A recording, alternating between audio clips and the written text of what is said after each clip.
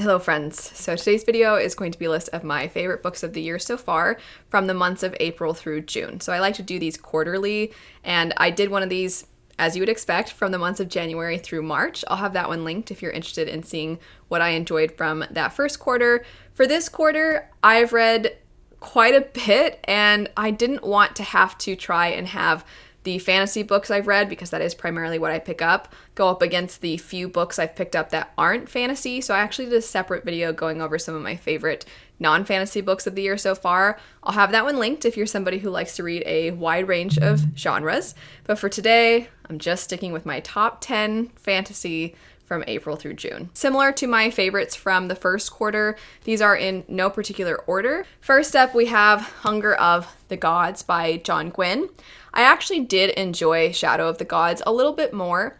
With this one, I loved getting to see our characters again, but I would say the biggest plus for this sequel is that we get two new perspectives, and you could categorize these new perspectives as villains. One absolutely is villainous, and then the other character is a person that is in opposition to our main characters, but you sort of understand why they are on the side that they're on. And so I really liked exploring both of these new perspectives, and they were probably my favorite aspect of this book. I did miss some of what I felt like was the building of relationships and camaraderie that we got in the first book. I think I had some expectations as to just how much our main perspectives were going to be woven in with one another in this one, and we didn't quite get them as connected as I would like. They're all sort of related to each other in some fashion, the different plot lines, but I was hoping to see more interactions, and we didn't get as much as I would have liked. However, I still really love this world. Like I said, I really love the new perspectives. Where we leave off in this book makes me so badly want the third one, because there's a moment at the end, and if you've read it, you know, where you're like, I think that just happened, but I don't know for a fact, but I think it did, and if it did, that makes me feel lots of things. After Hunger of the Gods, and this is probably not surprising to anyone who watches my channel, we have Nettle and Bone. As soon as I read this, I was essentially shouting from the rooftops about it because I loved it so much. And it's so unexpected because it's tiny.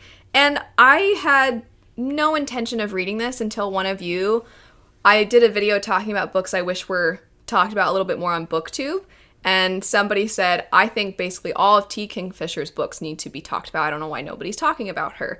And I was like, you know what? I'm going to get one of her books right now. And it was very serendipitous because I had been about to buy another book, and this one was at the bottom of the page as you might also like. And I had two tabs open. I was answering comments and then doing something over here. And I'm like, wow, that's coincidental. It feels meant to be. And so I picked up Nettle and Bone, and none of this is telling you anything about what the book is about. I'm just saying I went into it without any expectations and was blown away. It was not something I would ever anticipate to be a favorite, purely because, and I know this is going to sound a little ridiculous, but because it's so short. And I find that really short works tend to be difficult for me to feel like I got enough of the characters, or I got enough of the world, or I got enough of the plot. This book is 240 pages. It didn't take too long to get going. It didn't jump into things so quickly that I didn't feel connected. I felt so connected to the character. You follow a woman whose sister has been married off to a very unkind man. However, this marriage is very significant to their kingdom because they need this alliance to secure the protection that this prince, his army, will give them. And so if her sister tries to leave, then they can withdraw the protection that is now over their kingdom. So it's kind of like her life or the lives of many. And our main character hates that her sister is in this predicament, and so she wants to try to find a way to help her sister while also making sure their kingdom is still safe. And she kind of sets out on this journey to figure out how she's going to do this, and she gets this sort of ragtag group of people together. One of them is a fairy godmother who specializes in curses. One of them is a dust wife who is basically kind of like a witch that chats with the dead, we'll say, that interacts with the dead. And then another is a disgraced knight. And they all band together to try and accomplish this task. And it was essentially a fairy tale.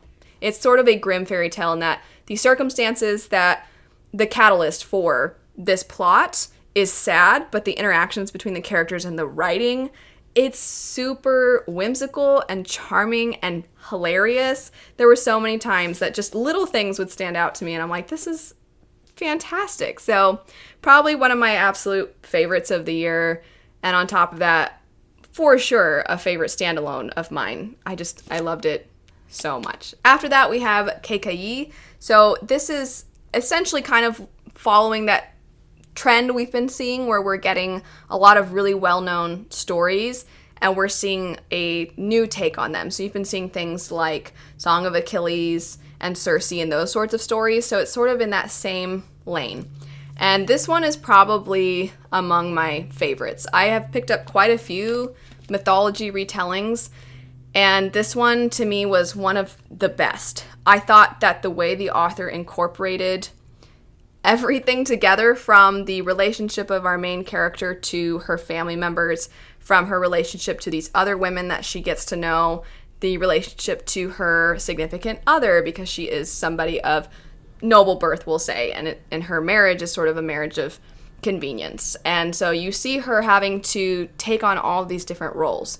You see her taking on the role of motherhood, of a friend, of a sister, of a daughter, of a wife, and you see her with all of these different things. But on top of that, she is a leader of her people, and she's a leader of her people in a time when women weren't expected to have as much power, as much say, and so she uses basically just pure force of will and compassion to try and make the world a better place. And I just loved following this character. Part of why I have a hard time sometimes with these sorts of retellings is because you often go over so much of a person's life, and it can just feel incomplete, or it can feel like I'm not getting enough, I'm not connected to them. And I felt very connected to her. I really liked her. I found her to be very, very empowering. But I do think that this might seem a little slow for some readers. I didn't mind. It's the kind of story that I sort of just took my time with, and I followed her through her life, and I really enjoyed it. But if there is one thing that might maybe keep you from loving it, I would say it's not exactly action-packed. After that, we have the book Blood Heir. You've probably not seen this cover for it, so I'll put on the screen the covers that you've likely seen. It follows a girl who definitely has some kind of magic that is very significant. However, her magic clearly is not welcome. And it sort of has that Anastasia trope where the royal family, bad things happened, and now people believe that she's dead as well. And so she's trying to take advantage of this to try and get back at the people she feels wronged her family. And so she somewhat employs the help of a criminal to help her accomplish this task. And this book, to me, the way it handled the characters reminded me so much of how Leigh Bardugo writes the character backstories in Six of Crows. And also the setting is somewhat similar to Six of Crows as well, or actually, it's more like the Shadow and Bone setting mixed with the storytelling of the characters in Six of Crows. So it's like if you smush those together. And the tone, I would say, is more like Six of Crows. It, to me, feels like the next step. Like this is bordering on young adult and adult. Maybe it would be new adult if we did more formally have a new adult age range. And I can't wait to read more in this series. It is the first in a trilogy. I don't know what I'm going to get with the rest of the books. But given where this one leaves off, and the stakes that are established and how many heartbreaking moments the author packs into this first book, I'm very excited to see where we go in books 2 and 3. After that, we have The Stardust Thief. This is a retelling of 1001 Nights. When I initially picked it up and read it, I finished it and I was like, that was fun. That was a good time. And then the more I sat on it, the more I just kind of wanted to be back in that world, and the more I wanted to just read these characters again, the more excitement has built for the sequel, especially because of where we leave off at the end of this first book. I'm just so excited because I think we're going to get so much more fantasy, I'll say, in the second book, which makes me very excited. So the plot for this one, though, we follow a character who she is the Midnight Merchant. She is somebody who specializes in selling, we'll call them magical items. And she has a djinn bodyguard.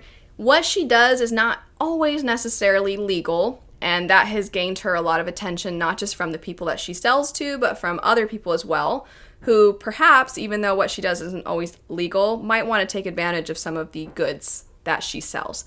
And so she finds herself sort of caught up in a plot among the nobility, one of whom is a prince who fancies himself an adventurer, even though he's never really gone on an adventure. And him and our main character and her djinn bodyguard, as well as somebody who's been assigned to sort of spy on them, they all go on this quest together to try and find a magical artifact. So it is a traveling story, it is an adventure story, and I think it does those two things really well. I know not everybody loves traveling stories, but I thought this one was really fun. It felt very episodic in a way that I found satisfying because everything still always felt like it was tied together and that we were moving forward. The incorporation of the different 1001 Nights stories in this I thought were done really well, and it was just so much fun. It was a really good time. I am, like I said, very, very excited for the sequels. And I just can't, I just feel like it couldn't get here fast enough. The next two books I would 100% recommend if you need a fantasy story to put you in a good mood, if you like a cute love story, if you like banter between the love interests, you need to pick up Half a Soul and This Vicious Grace. Half a Soul stole my heart. It was so precious. So the setup for the story is we follow this woman named Dora, and she has had this fairy try and take her soul, but he was attacked, and so he only succeeded in taking half of her soul, and as a result, a lot of her emotions have been dulled, and she is living in England in a time where every little gesture and every little expression you make is some big deal. And she understands conceptually how she's supposed to act, how she's supposed to come across, how she's supposed to express herself. She just doesn't always feel those things organically. It's not genuine, so she sort of has to force it. But then sometimes people can tell that something's a little different, and so she's just seen as this oddity. And she is a member of high society, and her cousin is somebody who cares for her very deeply, and her cousin is of a marrying age. However, she's afraid that once she's married, that Dora will kind of sort of be left behind because her cousin is the person that cares for her, is always there for her, and so her cousin's like, I'm not going to marry anybody until you find love too. And she's like, oh, I might not ever really find love. And she just doesn't really have a whole lot of care. And so these two characters go to London and they meet this Lord Sorcier, who is this man who does magical things, and he is Mr. Grumpy Pants, and then Dora is somebody who's just very calm, and the two of them together are just the best. They were so cute, and then on top of all of that, we do actually sort of examine PTSD in this story in a way that I thought was really well done. We also see the toll it takes on a person to go through something very traumatic, and how a lot of the rest of society seems to just sort of turn a blind eye to the horrific things that are happening in society. You have those little things woven into the story while you have these cheerful, charming, cute things as well. And I just thought the blend was absolutely fantastic. This Vicious Grace follows a girl who her magic is meant to amplify her significant other, whoever she marries. It is meant to amplify their magic, and in doing this, it is going to defeat this army of demons, basically. And our main character thus far has been unsuccessful in accomplishing this. Every person that she has married so far, of which she's married 3, each time when she goes to amplify their magic, she ends up killing the person. And obviously this is a big deal because the threat of these demons coming is ever present, and she needs to figure out how to use her magic before this threat comes to pass. And so she is very unsure and very nervous that maybe she's called a Fenestra. She's thinking, maybe I'm the wrong Fenestra. Maybe there's someone else out there that is supposed to be accomplishing the same task. And she's thinking, because there are assassins after her who have the same idea in mind, she's like, well, maybe I should just let them kill me. Or she'll overhear people talking about ending her life, and she just doesn't know who she can trust, but ultimately she's like, no, I'm going to try my best. I'm going to try this again, and I'm going to do everything I can to protect my people. But she doesn't know who she can trust in the meantime, so she hires a bodyguard. And I know a bunch of you love the bodyguard trope, and I thought that the bodyguard trope in this was very cute. The way that they interact with each other, they're constantly kind of like poking at each other, and not literally like physically, that would be annoying, but they're just always sort of poking fun at each other. After that, we have a sequel. So the first book would be Raybear and the second book would be Redemptor. I have been meaning to get around to this for so long, and I'm so glad I finally did. This is currently a duology. The author has announced that there will be more stories set in this world. I don't know if that means we're going to be returning to these exact same characters, or if we're going to be seeing new people just in this world. But regardless, this is currently the end of the duology. And I thought the way everything was tied together was done really well. Our main character, Tarisai, is somebody who's had a very difficult upbringing, which you see outlined in the first book. And she is meant to build a relationship between herself and this other person, and her mother wants her to then kill that person. And her mother even has magic that she can use on our main character, Tarisai, to basically force her to do her bidding and kill this person. And Tarisai doesn't want to do this, so she's trying to block out this magical hold that her mother has on her. This relationship with this other person, it's not a romantic one. And I think the way the author writes friendships in this story and found family, it's one of my favorites that I've come across. I know a lot of you love that trope. And I thought the way it was done over the course of the duology was great, and that includes how it progressed in this story as well. The main relationship, like I said, is not a romantic one, and I feel like that's rare, especially in young adult books, to have this friendship be such a significant part of the story. There is a romantic subplot, and I actually really liked that romantic subplot as well. In this one, there was a new character introduced, and what they brought to the story I really liked. However, I didn't love that there was this sort of romantic tension with this new character. I was kind of like, I don't feel like we need this. I didn't feel like it was necessary, especially when we'd established so well the importance of friendship, or just the fact that we can have these other relationships and they're not romantic. But it wasn't enough for the story to be ruined for me or anything. The themes are, I think, what shine in this. And in this particular one, the sequel, a big part of it is how to come to terms with having moments of peace in your life, of enjoying the camaraderie of those who care for you, of having friendships, of having some kind of romance with someone, having these lovely things in your life when there are horrific things happening to other people, and trying to balance out how to live your life and have these happy moments while still being compassionate and caring and doing everything you can to help people.